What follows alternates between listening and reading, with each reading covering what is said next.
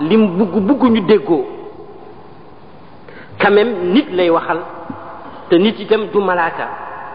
dafay mer di gërëm di ñàkk di am di feebar di wér juboo di xuloo lu ñu góorgóor ci famille bi bés dina am fase war a am nag moo tax yàlla wax yonent bi lim ñu ci war a jàngale mu jàngal ñu ko yonent nee na awalan abgadul xalaali inda allahi at-talaq muy waxin boo xam ne ci éloquence arabe lu néew la yi yàlla tëral yépp daganal ko lim ci gën a bañ gannaaw bu mu ko daganalee donc bu sañoon du am mooy fase donc fase dagan na quelquefois sax war na quelquefois sopp nañ ko quelquefois xaraam na mais bi ko yàlla daganalee itam buut ko bu sañoon du am mais nag waxul nag ñu dem bañ ne suñ xasee may kumba sàmba par exemple ba prêtre bi fas ko ci kaw suuf yàlla fas na ko ci asamaan lu yàlla fas kenn mënu koo fecc ba nga xam ne lu mbir mat naqari fase du am loolu moom l'islam mi diine réalisme moom mënu koo nangu fase dana am mais nag bëgg nañ du am pour rappel lii lañ gis ci alxuraan gis nañ ne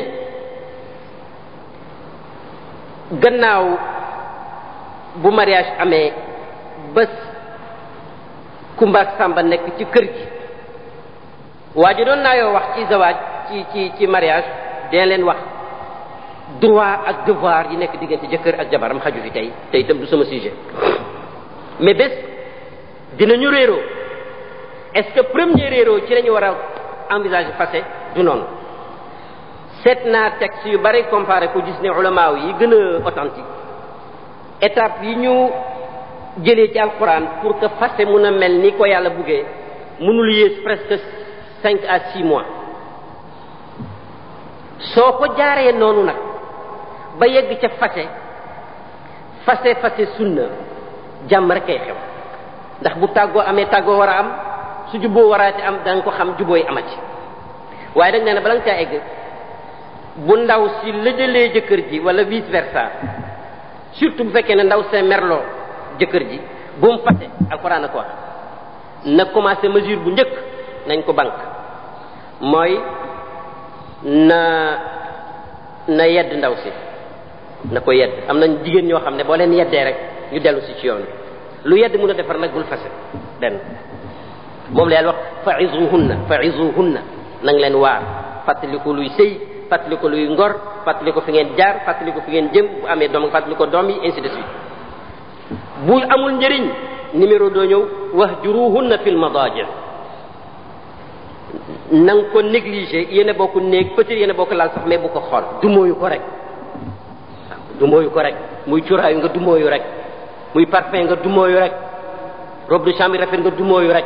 jox ko gannaaw am na jigéen ñoo xam ne loolu mooy damm seen dégg mu dellu si léegi ci yoon mais am na ñoo xam ne mun nga leen waar duñ dégg nga dumóoyu leen ci laal bi duñ dégg nee na am na beneen étape moo di dóor ko mais nag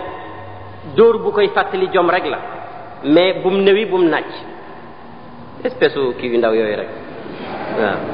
kii yu ndaw yooyu rek bu ko defee xam nga li olof yi wax ne lex bu nangam waroon tego bu ca nangam tegoo xam ne ñi fee baaxatul bon alors am na ñoo xam ne dóor bi rek moo leen di fàttali seen karaama ñu dellu si mais bu waari gi amul njëriñ alxuraan nee na izuhunna amul njëriñ uhjuruhunna amul njëriñ darban ghayra mubarrihin amul njëriñ mu ne utal une délégation de réconciliation bu jógee ci xakaman min ahlihi moom góogéew xakaman min ahliha moom jigéen ci ñaari nit wala ñaari délégation yoo xam ne ndaw si ay mbokkam a ko représenté ndax ñoo gën a xam intérêt góor gi ay mbokkam a ko représenté te itam am na leneen mooy waxtaanu sëy bu xuloo amee léeg-léeg mu am ay secret yoo xam ne wala ay linge sale yoo xam ne jarul yóbbu ci biti wala ay tribunaux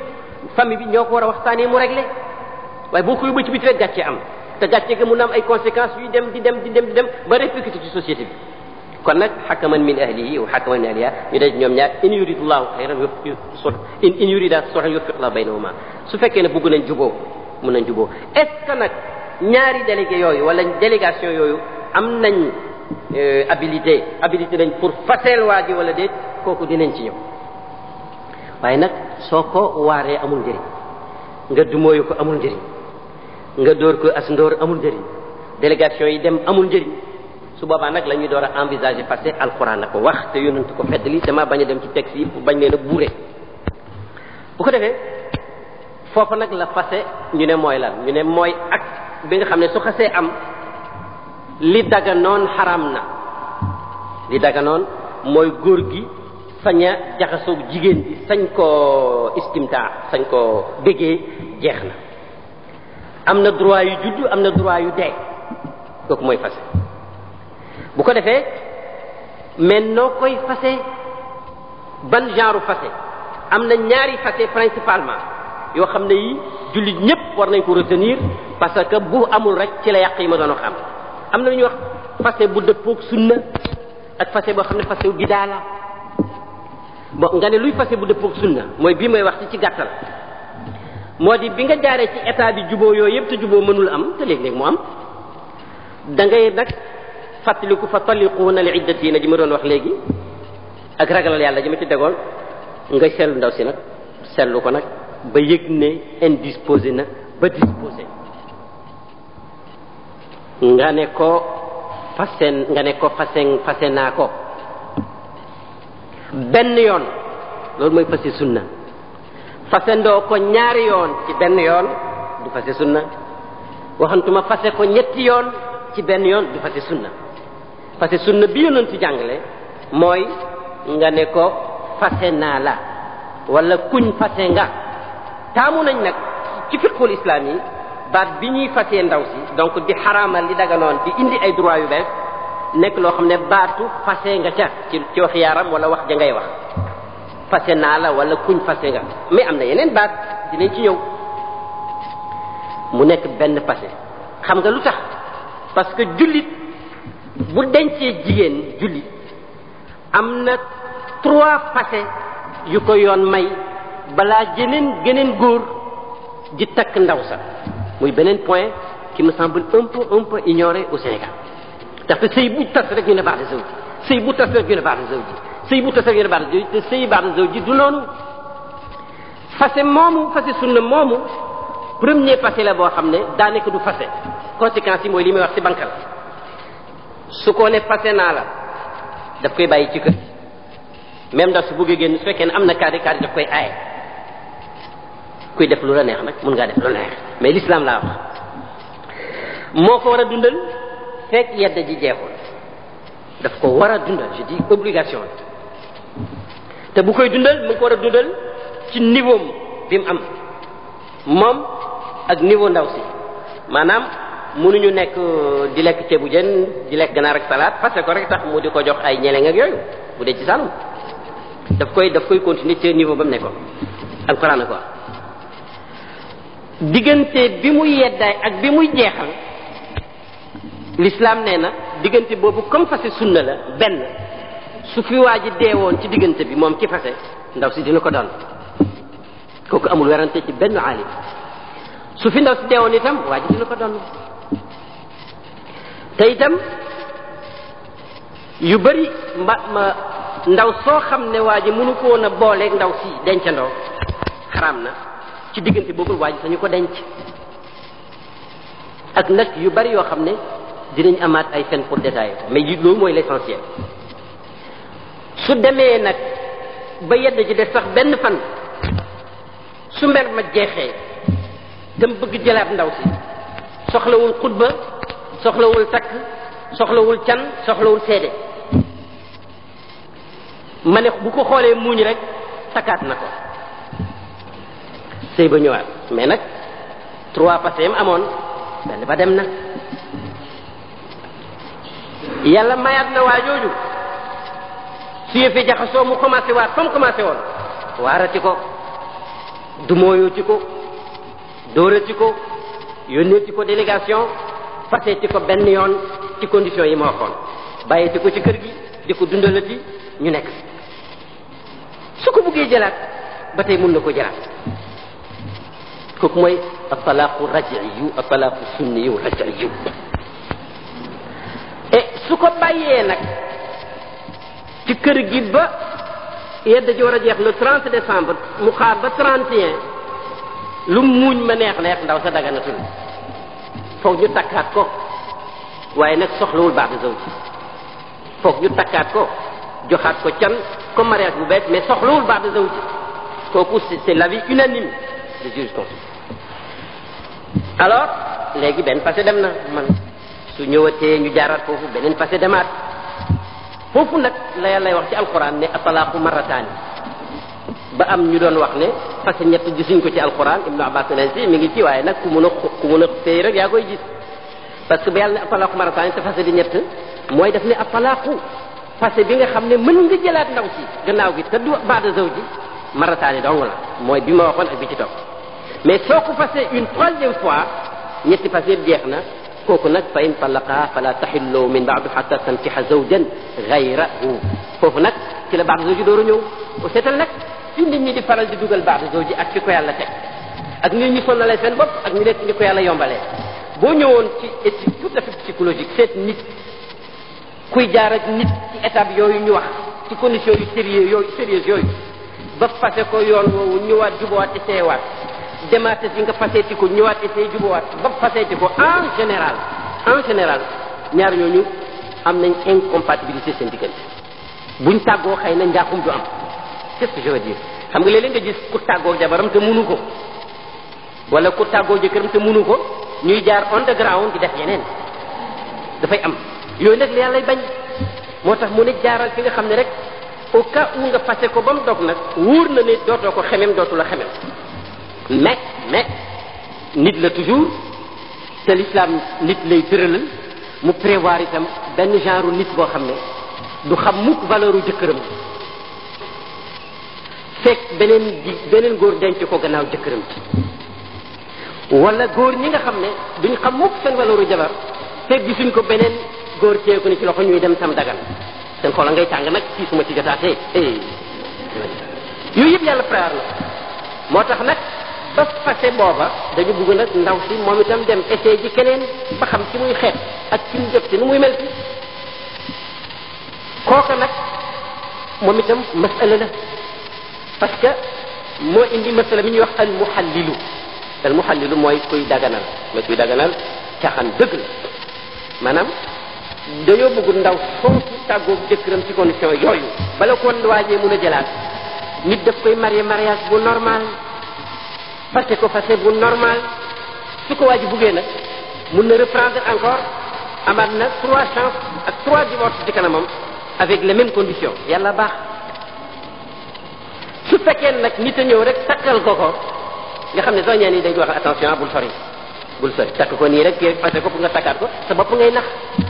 moom la yàlla wax ne faqad zalama nafsahu sa bopp ngay nax parce que ndaw sa daganul sëy ba daganul la ci juddoo yëpp daganul ku la ca doon daganul luñ ko ca jox xaraam na ila yawmil qiyaamati am na sax aalim bu ne nikaaxul baa'inati kufrun ndaw ku nekk baa'ina noonu nga xam ne diggante mu jëkkëram dog na tappit nga takkaat ko ci conditions yu wérul wedd yàlla la bon pouvoir kon nag fase sunnaa ngi noonu waaye na ci ñëpp jàpp texte bu niroog moom yaay dëgg texte bu ko boppee wute nga ak alxuraan fase sunnaa ngi noonu fase bidaa nag mooy nga tëb fase ko xatit te jaaroo ci étape yooyu fase bidaa moo di nga tëb fase ko ñaari yoon dese rek benn chance wala nga tëb fase ko ñetti yoon dese rek benn chance te jeexal sa chance yëpp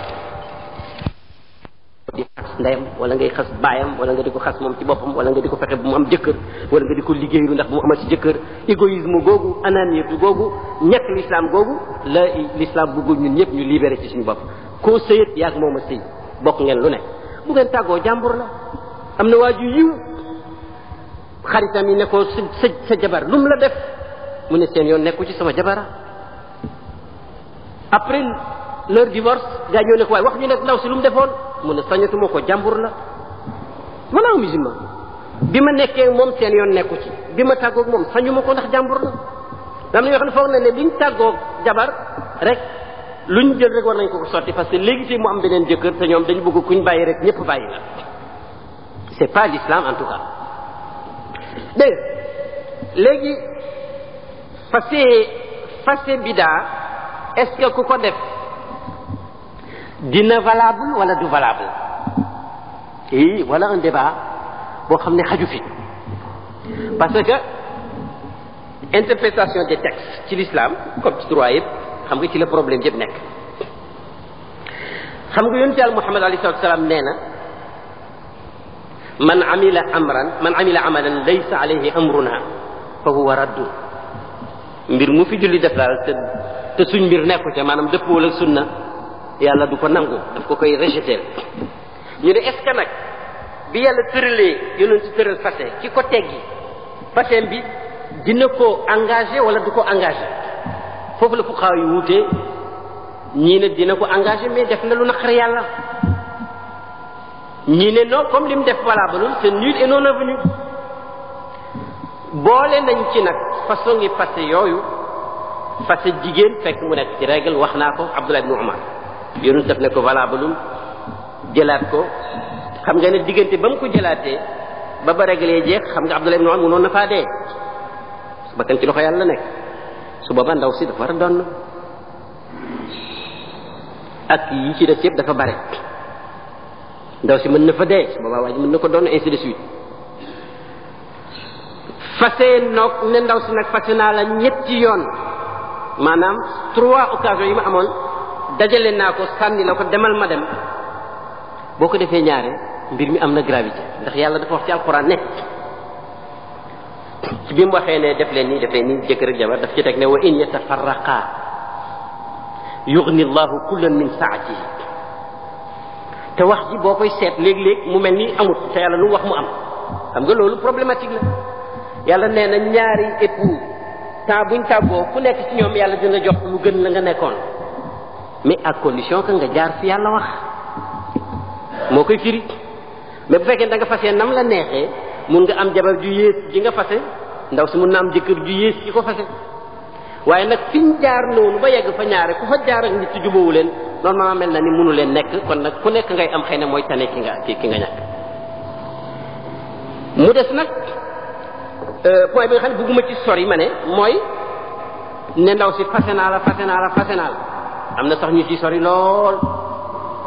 am na benn naari gànnaar boo xam ne dafa mere jabar ji xam naa ba mu ëpp mu ne ko anti taaliqun wa kullama xalalti fa anti taaliqun fase naa la xaraam nga ma te bés boo daganaate itam xaraamaat ngaa ci rek perpétuellement xamu lu mu ko def même fase boobu fuqaaw yi warante nañ ci est-ce que am na wala amut ndax fase na kum takkagul ci fois yi ci topp si ñu ne déedéet yéen ji lañ koy jàppee dana am mais kooku ay détails et wax nañ ne ci sunna li wér ñu ne mooy bu nit fasee jabaram ñetti yoon noonu mu dog batta ndax fase ñaar la bainun ak raj'iyun mooy bi ma waxoon léegi ma fase boo mën a fayli te doo takkaat wala boo mën a fayli ak takkaat ak boo xam ne bainun baynunatan sughra mooy ndaw si dog na waaye dog bi kat jarul keneen takku ko mooy bi ma waxoon ak baynuna kubra mooy dog na mais nag mënoo koo takkaat fekk keneen takkaatu ko ñu ne nag boo fasee jabar ne ko fase naa la dootoo ko takkaat fekk keneen takku ko ñu ne loolu valable la je crois que bokk na ci jàng ak jàngale ñu brossé ko tuuti parce que quand même honnêteté intellectuelle moo ko laaj wax nañ ne ci jamono yonent alayhi salaatu wasalaam fase ñett benn lañ ko daan comptabiliser jamonoy Abubakrin fase ñett benn yoon lañ ko daan comptabiliser 2 ans ci xilaafatu Umar ibn Khattab noonu la woon ci 3e année ba nag ci la Umar gis nit ñi di fontoo fase ñett mu ne inna an-naasa qad ista'jalu fi amrin kaana lahum fihi anaat nit ñi daal ñi ngi yàkkamti loo xam ne pourtant amoon nañ temps tout leur temps pour def ko waaye téema wéyal ko ci ñoom daal di ko wéyal mu ne ku defee ci ñett ma compté ko ñett foofu nag la débat bi juddoo ñu ne est-ce que lu yonent daan def Aboubacar daan ko def Omar def ko 2 ans ndax sañ na koo dindi suñu mbokk chia yi ne ñoom duñ discuter foofu c'est nul ku fase ñett non seulement sax benn lañ ko jàppe mais fase ba sax amut foofu xadis bi ñu indi woon ma bi ma waxoon léegi ne ku def lu suñ mbir nekkul ñu yonent bi yàlla delloo na la ko ñu ne comme nag valable mais paraît-il que simple wul noonu parce que maa ngi doon gëstu di wër am na yu ma gis par exemple gis naa ne Omar ibn al-Khattab pour que ñu xalaat ne am na benn loi bu yonent appliqué ba jógee fi te changé wu ko Aboubacar changé wu ko pour moom mu changé ko loolu kenn mënu ko imaginer ndax da ngay xam waa ji mooy kan supposons que moom bu ko mu bëgg ko changé illégalement est-ce que saa ba yépp dañuy yuqudum janoog moom mu changé ko ñu ànd ceeg moom est-ce que loolu xel mën na ko nangu moo taxoon nag loolu ma jaaxaloon may seeti texte yi ma gis par exemple ne imam Malik mi suñ ngir boo fasee ñetti yoon lim jàng ci sunu nee na ñetti yoon lay doon ndax am na texte yu ko dëgëral ma gis ne ku ñu wax Yunus ibnu Yazid moo ñu nettali ne laaj naa ibnu Shihab ne ko waaw ku takkoon jabar te jébbalaguñ la ko maanaam consommé goo sëy bi dañ takk nii rek mais mosugu leen bokk néeg waa ji ne baayam góor gi ne baayam su ma mbiru jabar jàng ci sa loxo loo ci def rek baax na góor gi tëb ne ko fase naa ko ñetti yoon ndekete góor gi daa ko rutoon ci sëy bi te buggul waa ji takkaat ko mu ne ko ma sunnatu fii daalik lu sunna wax ci loolu xam nga ñoom dañoo bëgg a xam lu sunna wax rek ñu jaar ca mu ne ko man de loolu nga ma laaj naa ko Muhammad ibnu Abdurahman ibnu Sawban mawla bani Lu'ay nee na Muhammad ibnu Iyas ibnu Bukayr Laysi te kooku kat baayam fekkee na Badar moo ko ne Abu Hurayra laaj nañ ko laaj googu mu ne ndaw si tàggoon naag moom ci lu dog moom Abu Hurayra benn teg sa ngoom ak góor ñi ko sot nettali te mu ne ko laaj naa itam Abdullah ibn Abbas li ma laaj Abu Hurayra mu ne moo ndaw si dog na bi ko bàyyi waa ji fasee ñetti yoon dog na te dootu ko mun a dencaat fekk geneen góor denc ko kon nag ñett yee consommé nañ ko mu ne ma laaj Abdullah ibn Amr ibn al-Aas mu wax ma li ma Abu Hurayra te wax ak Ibn Abbas muy Abdullah ibn Amr ibn al-Aas muy Ibn Abbas xibrul ummati muy Abu Hurayra ñoom ñëpp ci jamono yooyu dañu ne ku fasi sa jabar ñetti yoon ci benn yoon ñu nangul la ko def nga lu bon na wante dina la engagé ma seet ne Mujaahid ma dugg ci taarixam ku ne xam na ko nee na kuntu inda ibni Abbas fa jaahu rajulun fa qaala innahu talaqa imraatahu salaasa benn waaye ñëw ci Ibn Abbas ne ko fase naa suma jabar ñetti yoon à la fois mu ne Ibn Abbas ne pat ba mu yàgg ba ma foog ne innahu radduha dama foog ne sax dafay rejeté fase gi mu ne ko yarkabu ahadukum alhamu waqata summa yaati wa yaqulu Ibn Abbas mu ne ko dafay am ci yéen ñu dem def seen folie ba pare ñëw naan Ibn Abbas yàlla nee na man ittaqillaa jaloo min amrihi maxrajan te yow ragaloo ko moo tax gisaluma la fen foo jaar pour jëlaat ndaw si asayta rabbaka wa banat minka imraatuka mooy nga yàlla ba pare ci li nga def fasi ñetti yoon mais ndaw si tàggoo nga ak moom muy beneen texte ma gisaat ne am na par exemple ku ñëpp xam mu naan Tawus diggante Ibnu Abbas ñëpp xam nañ ko nee na Ibnu Abbas dafa wax ne ci jamono yonent ak jamonoy Abu Bakr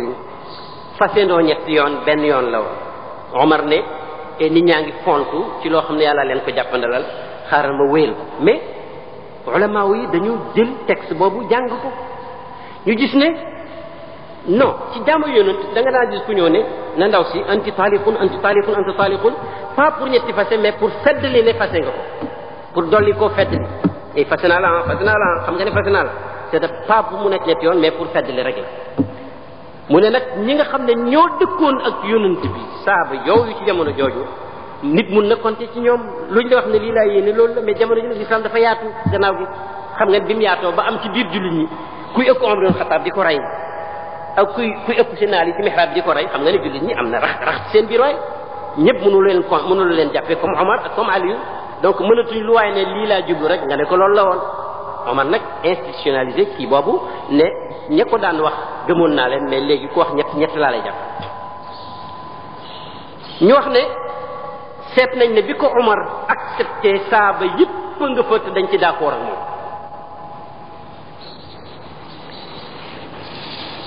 wax nañ ne bés wax nañ ibnu abbas ne ko xanaa xamoo ne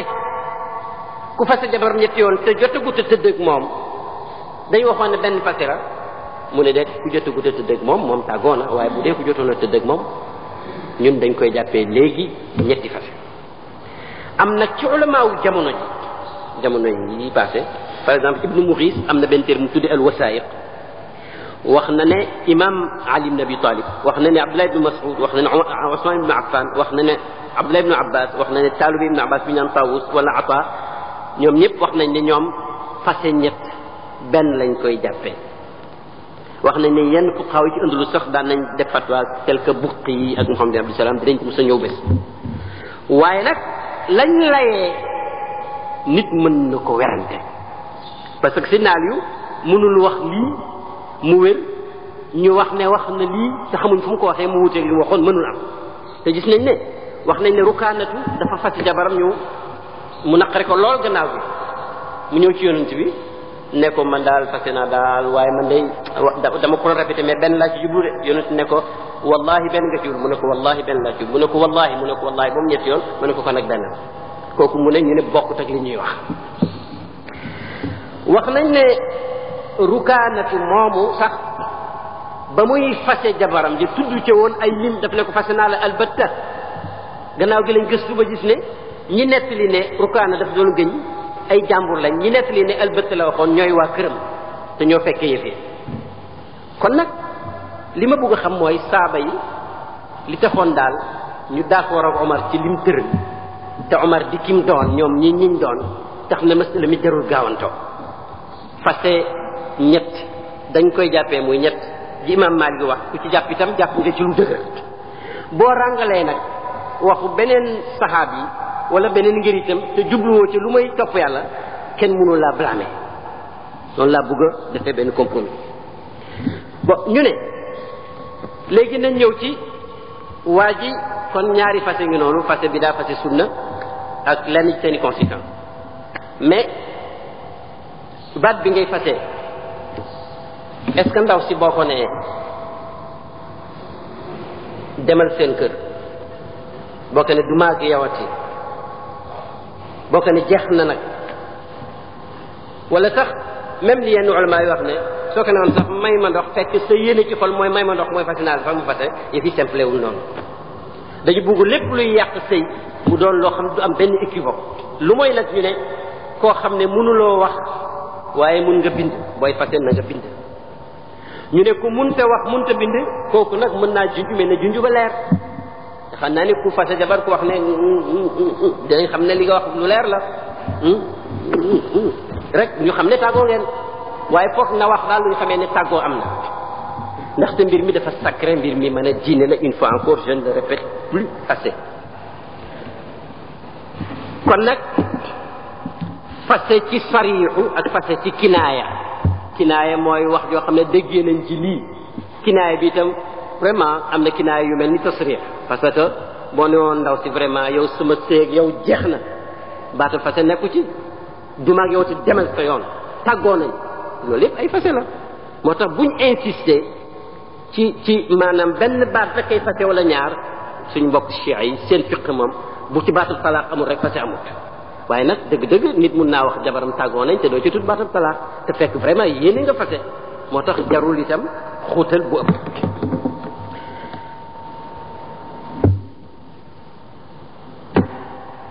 ñu ne aptitude waa ji fase c'est très important est-ce que ku yàlla nattu woon mu màndi fase jabaram ci biir bi mu màndee ndax fase bi dina wér wala wérul islam ne boobu wérul su xiqee def na lu bon de mais fase bi wérul su fekkee ne waa ji dafa mer ba yegg ci xàmmeetul kenn diggante bi mu fase ci fase mer bu ëpp boobu ñëpp d'accord nañ ci ne boobu fase wérul aussi fase kenn mënut a fase koo takkagul yooyu yëpp ay loi la yoo xam ne texte yi ko régir xam nañ ko dafa gudd et fase ku nekk en règle waxoon nañ ko fase boobu wérul fase nit ku nekk ci maladie xamuñ dana wéram déet bu fasee jabaram ci diggante boobu fase bi wérul wala bu fekkee ne fase bi wér nañ ko it bu dee ci fase ci feebar boobu ndaw si dina ko donn ndax dañu naan dafa ko fase pour xañ ko ndono te boobu wérul